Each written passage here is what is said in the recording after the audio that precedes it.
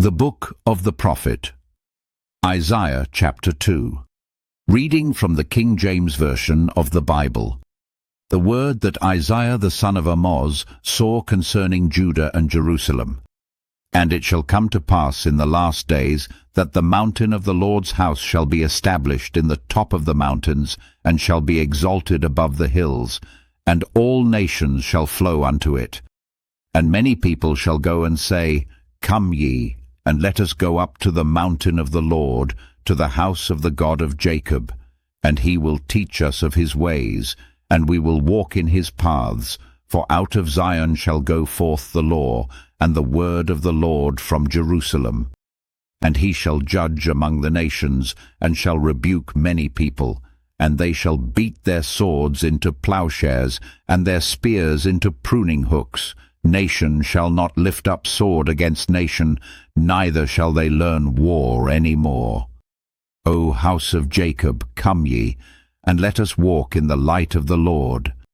Therefore thou hast forsaken thy people, the house of Jacob, because they be replenished from the east, and are soothsayers like the Philistines, and they please themselves in the children of strangers.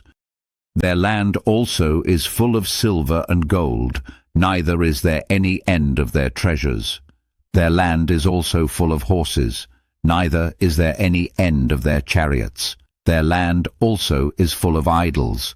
They worship the work of their own hands, that which their own fingers have made. And the mean man boweth down, and the great man humbleth himself. Therefore forgive them not.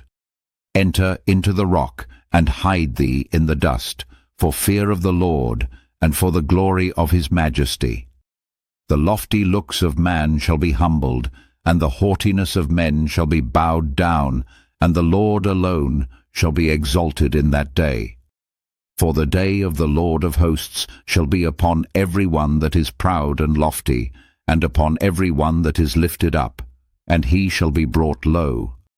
And upon all the cedars of Lebanon that are high and lifted up, and upon all the oaks of Bashan, and upon all the high mountains, and upon all the hills that are lifted up, and upon every high tower, and upon every fenced wall, and upon all the ships of Tarshish, and upon all pleasant pictures. And the loftiness of man shall be bowed down, and the haughtiness of men shall be made low, and the Lord alone shall be exalted in that day. And the idols he shall utterly abolish. And they shall go into the holes of the rocks, and into the caves of the earth, for fear of the Lord, and for the glory of his majesty, when he ariseth to shake terribly the earth.